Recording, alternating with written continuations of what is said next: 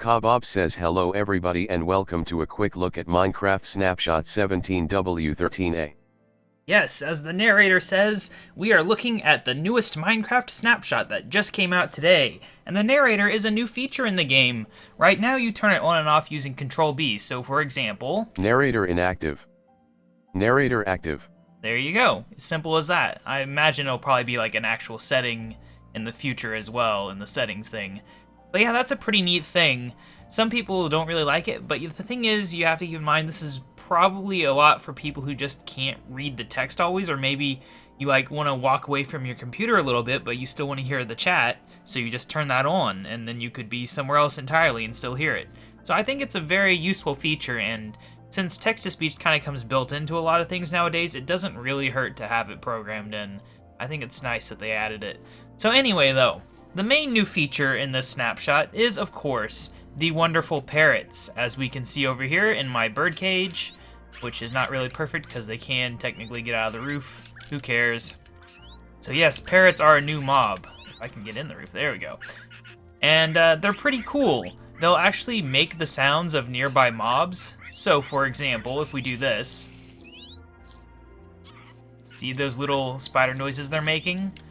Very nice, huh? Let me get a sword real quick. Thought I was prepared, I was not. Let's get rid of the spider. You're making them noisy. Whoops, I might have killed a parrot. Oh well, and we can just try out one other noise. Yep, see? Pretty funny. Alright, let's get rid of you now. Alright, so yes, they are tameable. You tame them using cookies, so we can just do this. And I guess he's tamed now. I don't know, I've never tamed one before. You also see this new recipe unlocked thing. We'll get to that later. But yeah, let's just try to tame some parrots here. There. Making a little noise there. Alright, let's get out of here though, and we'll see which ones follow me if I go ahead and head on over here.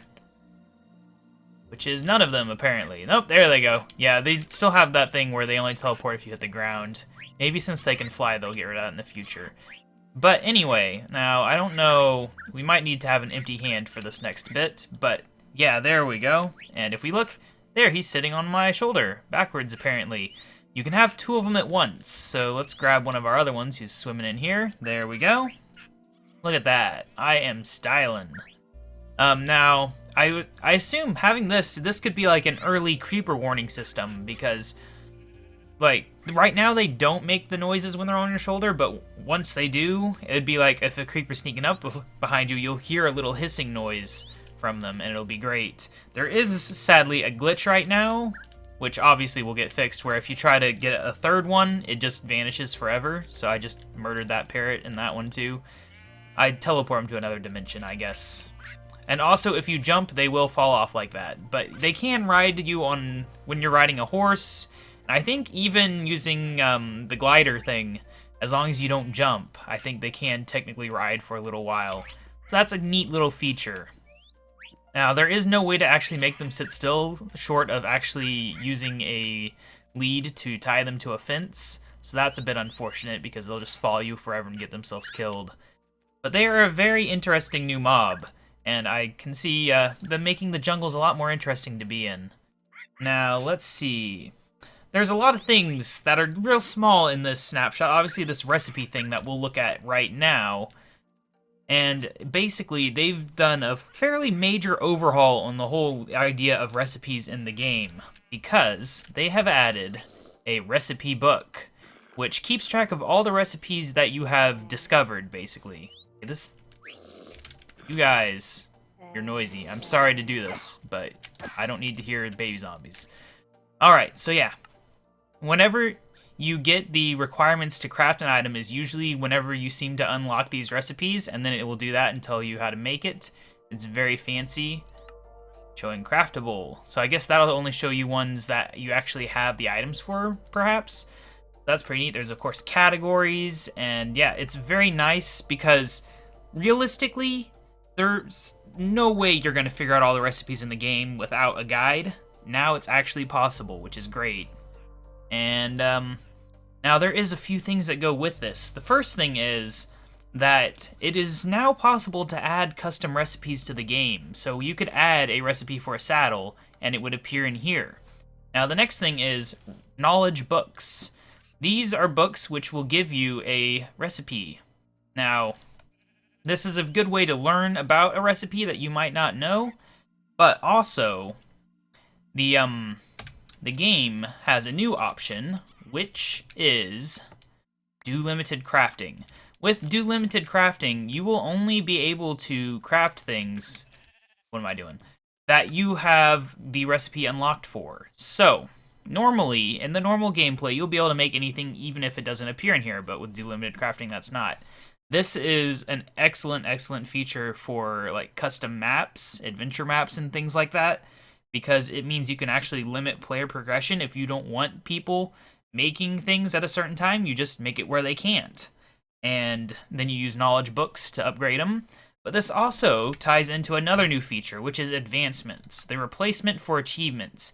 Because they're basically achievements right now, but the functionality is increased. For one thing, you can add custom ones. You can have them in a custom map, or you could have them on your server, or whatever you want to do.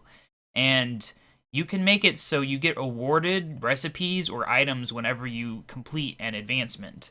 So you could have this whole tiered thing where you unlock things from doing things in the game. And I'm sure they will always be expanding on what you can have as things to unlock stuff. So you could say you have to kill the Ender Dragon, and then you unlock the ability to make a diamond sword, if you wanted to be mean. Things like that.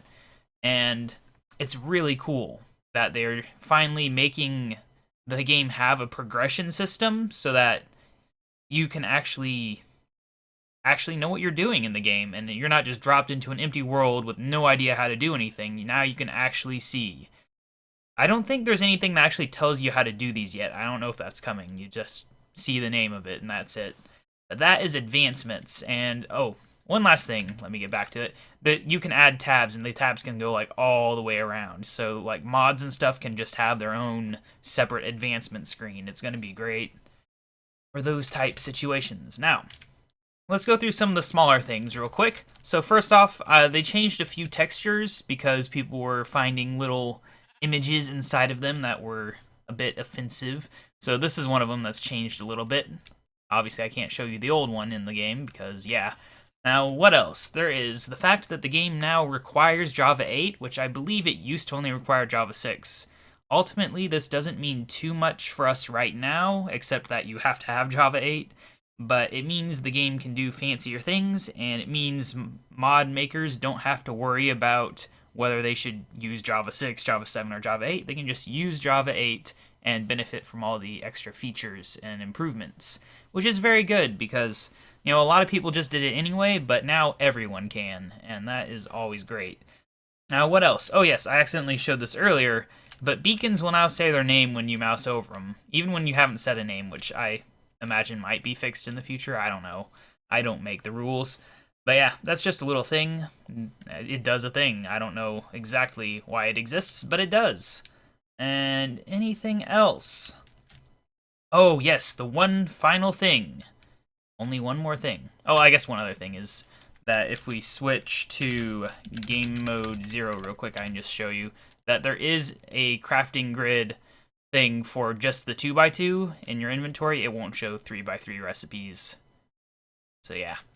That's just a real quick thing I thought I would show. But the last thing is, now crafting tables, whenever you exit out of them, give the items back. This is great because there's just so many times I've dropped items from this that now it won't happen. You won't accidentally lose a valuable item because you got distracted while crafting and dropped it and ran away for 5 minutes.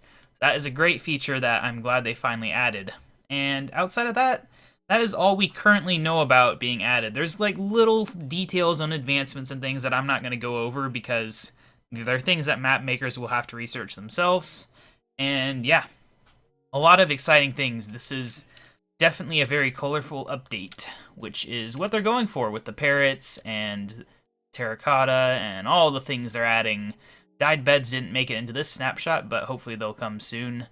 But yeah, this has been Kebab799, and I'll see you in the next snapshot.